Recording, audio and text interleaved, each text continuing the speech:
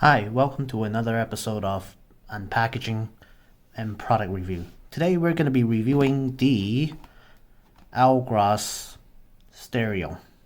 The cheapest stereo you can probably buy for your car in Amazon right now. This is recorded in 2021, March, but this is definitely the cheapest one you can buy. 12 volt, plugs into the car. I mean, what can go wrong? Well, let's start unboxing it.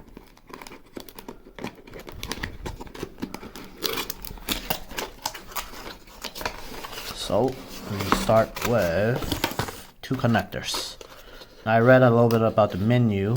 This is the power one, and this is for the speaker. So, you then have to do some wire splicing.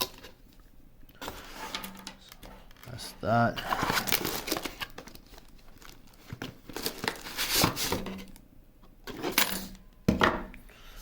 Okay, so you have the stereo here.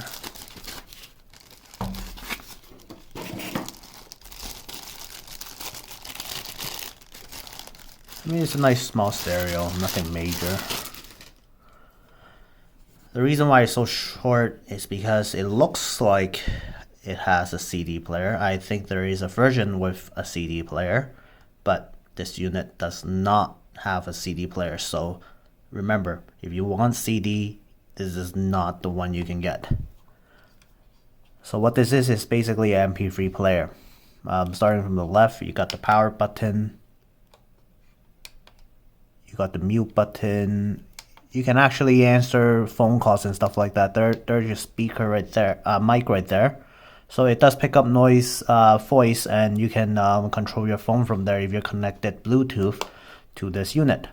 You can change the band. Pretty sure this is the volume button, couple programming button, play, and all that stuff. Slide this way, you get a USB, which is not the best in the world. As you can see, it's not really fully aligned. Forward and backward button, and a couple function. Then there's a SD card port right there. So the SD card port allows you to put MP3 into your SD card, plug it in, and it'll have a library of music to play. And you got an aux connector right there to connect the aux. There's your mount right there. So this goes into your unit. And then at the back here, that must be where the antenna go. There's a fuse right here to protect the unit. It's a 10 amp fuse, so I may have to change mine on the boat as well. And then this is the connector. So what happens is you wire all this up. As you can see, this is the power one. There's only 4 pins that are used, and they match with the 4 pins right here. And then you plug it in. Away you go. So this would all be wired up already. And then once your speakers are all wired up, that will go in here. Can't mess it up. All right.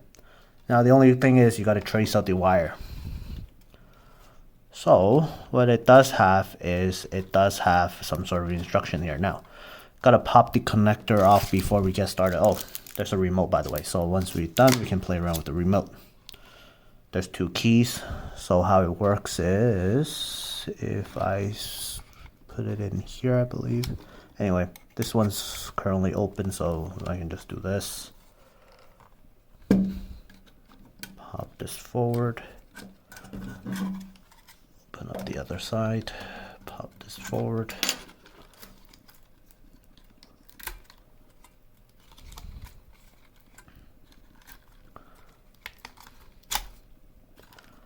Alright, so this bracket will go into your dash if you have a dash, and then it will then allow this unit to mount by going in this way, provided you don't have access to the back. Pretty neat. Okay, so back to here. It does tell you which wire does what. Doesn't tell you what color it is, but it does tell you what pin it is. So you got right rear speaker positive negative, right front speaker, left front speaker, and left rear speaker. We're only doing a boat with 2 speakers, so we're gonna do front right and front left.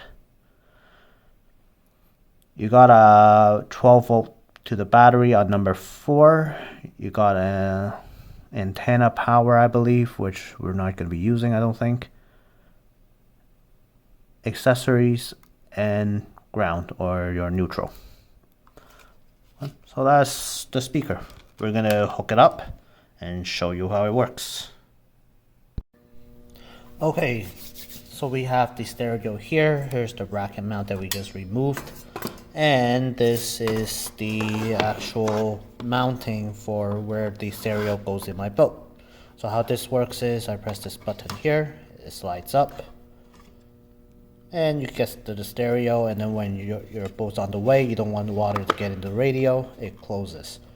I had to fix it up a little bit, it was getting old, so the spring was misaligned, but now the spring is aligned, it comes on, and close it, and it locks. Yeah, a little bit of help. The reason why I'm doing this project is because of the old stereo. As you can see, it's all rusted. That's the mount for the stereo. And that's the stereo itself. It's old. Alright, back to the product review. So how this is gonna work is this goes in like that.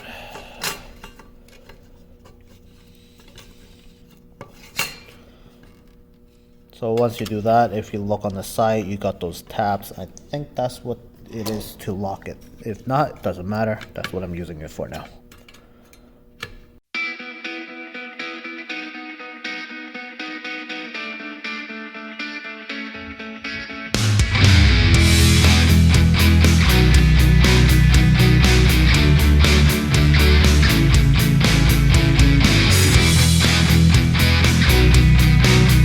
So the mount is now secured. So when you slide the radio in, the radio goes in like this.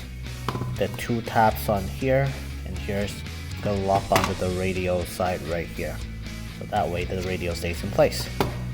Alright, so this part is ready to go. We're gonna put this into the boat, and then we're also gonna do the wiring.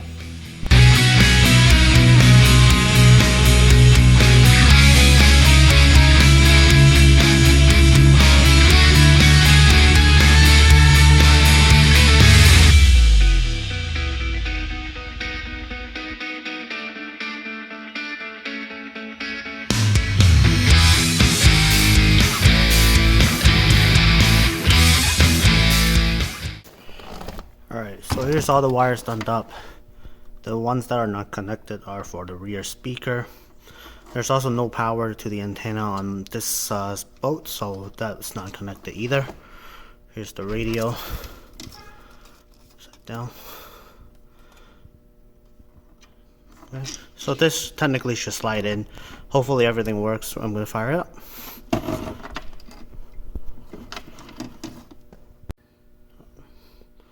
So that's the power. So now we got power on the boat. Fire up the radio. Ooh, look at that.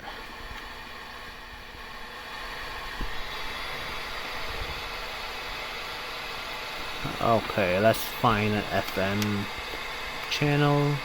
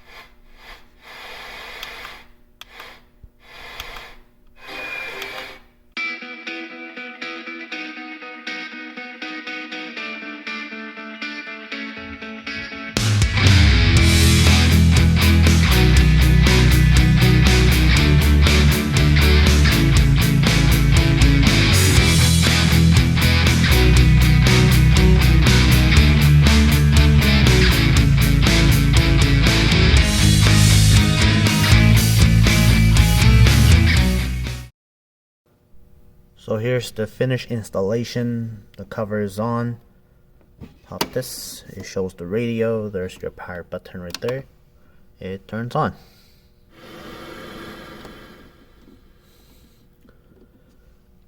The light flashes. There's no way to change or stabilizes the light to a single color. I have not found that function at all.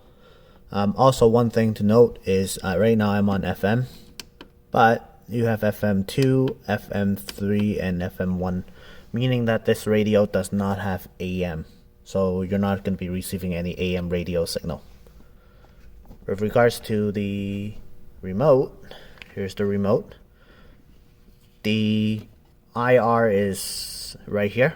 So when you do anything, you have to aim it right there.